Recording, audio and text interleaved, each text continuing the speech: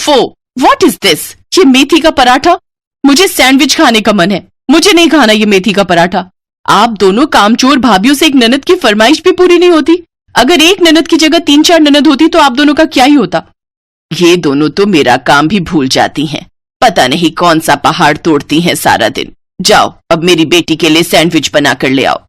दोनों भाभियां अपनी ननद के लिए सैंडविच बनाकर ले आती हैं और उसे खाने के बाद नव्या अपनी भाभियों से कहती है, आज मेरे ऑफिस में पार्टी है तो अब तुम दोनों मेरा मेकअप कर देना। बड़ी भाभी आप मेरा हेयर स्टाइल बनाना और छोटी भाभी तुम मेरा मेकअप कर देना। अभी मैं नहा कर आती हूँ।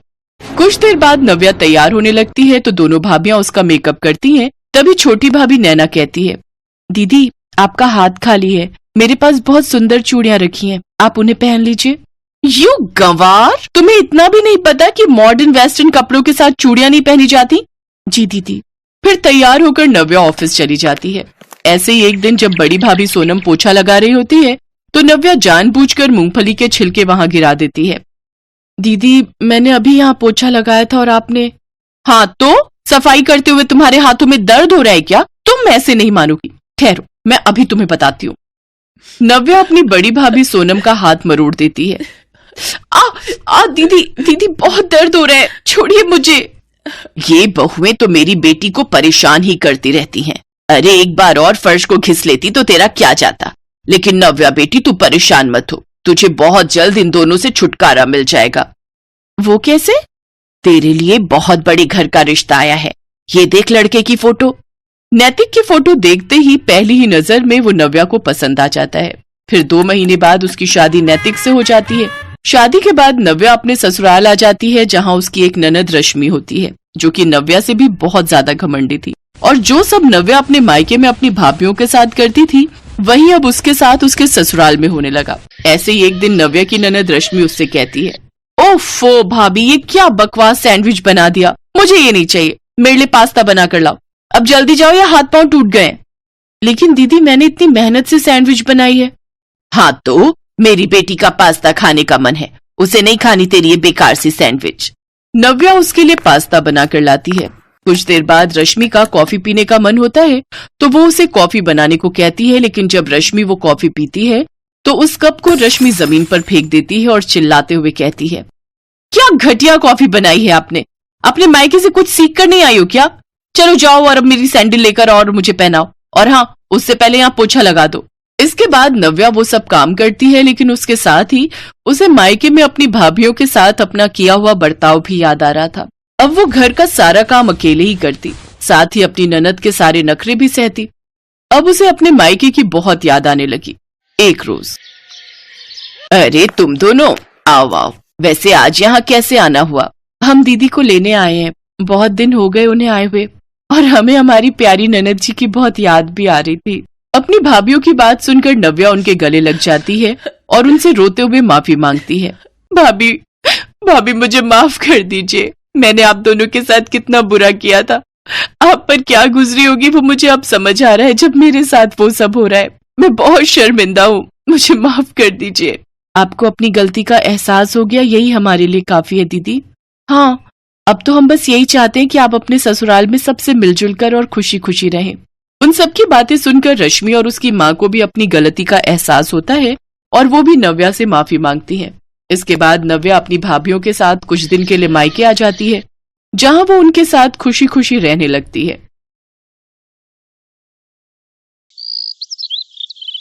वर्षा के माता पिता का देहांत हो गया था, जिसके बाद उसके भैया भाभी ही उसका सहारा थे।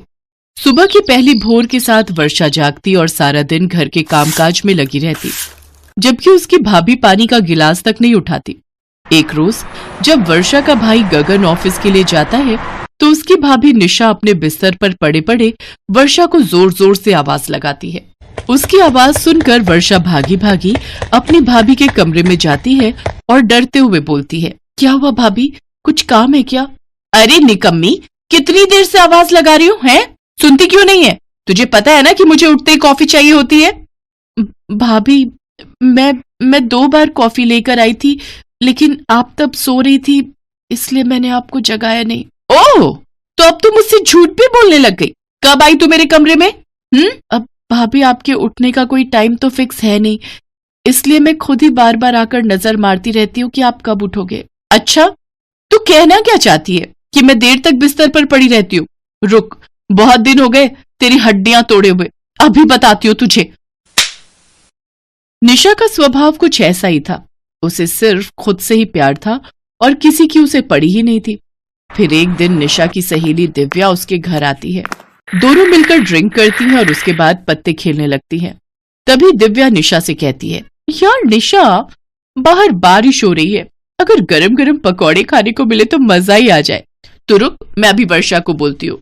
वर्षा, वर्षा, अरे कहाँ मर गई? जी भाभी। जी भाभी की बच्ची, जल्दी से किचन में जा और हमारे लिए गर्मा गर्म पकौड़े बनाकर ला। थोड़ी देर के बाद वर्षा दोनों के लिए पकौड़े बनाकर लाती है। ये देख दिव्या निशा से कहती है, वैसे निशा, तू है तो सचमुच बड़ी ही दिल वाली। तभी तो बिन माँ बाप की इस लड़की को अभी तक अपने घर पर रखा हुआ है। तूने अब तक इसकी शादी नहीं की। अब तो तू जल्दी से इसकी शादी कर दे और अपनी जिम्मेदारियों से छुटकारा पा ले। हाँ, अरे वर्षा, तू अब तक यहाँ क्यों खड़ी है? यहाँ खड़े खड़े हमारी बातें सुन रही है क्या? चल निकल यहाँ से। अरे यार, इस मुसीबत को तो मैं भी जल्द से जल्द अपने घर से भेजना चाहती हूँ, लेकिन इसके लिए कोई लड़का मिले तभी तो। और मैं तो बस इतना ही चाहती हूँ कि भले लड़का कैसा भी हो, लेकिन वो बस दहेज न मांगे और शादी भी सस्ते में ही कर ले। बल्कि मैं तो कहती हूँ कोर्ट मैरिज या मंदिर में ही कर ले, ताकि कोई झंझट भी ना हो और मुझे इस पनौती पर पैसे भी ना खर्च करने पड़े।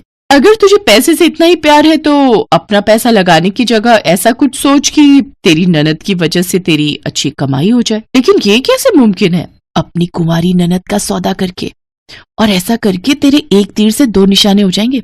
एक तो तुझे पैसे देने की जगह पैसे मिलेंगे और साथ ही तुझे उससे छुटकारा भी मिल जाएगा, और वो भी हमेशा हमेशा के लिए। इससे तू भी खुश हो जाएगी और वो भी। सौदा? अरे अगर मेरे पति को पता चला ना कि मैंने उनकी बहन का सौदा किया है, तो तब तो वो पक्का मेरा भी सौदा कर देंगे। इससे तो यही अच्छा है कि जब तक ये यहाँ है मेरी नौकरानी बनकर ही रहे। देख निशा, मैं तो तेरी भलाई के बारे में ही सोच रही थी। अब तो भले ही कितनी भी छोटी शादी करे अपनी ननद की, लेकिन उसमें ना करके भी तो खर्चा हो ही जाएगा। अब आगे तेरी मर्जी कि तू क्या करना चाहती है, इसीलिए मेरी मान तो उसका सौदा कर ही दे। निशा भले ही दिव्या को अपने पति की बहन का सौदा करने से मना कर देती है, लेकिन लालची स्वभाव के कारण वो आखिर कब तक अपने लालच को दबा कर रखती। ऐसे ही कुछ दिन बीत जाते हैं। फिर एक दिन निशा का पति गगन मिठाई का डब्बा लेकर आता है। अरे अपना मुंह मीठा करो तुम दोनों, आज हम सबके लिए बहुत ही खुशी का दिन है।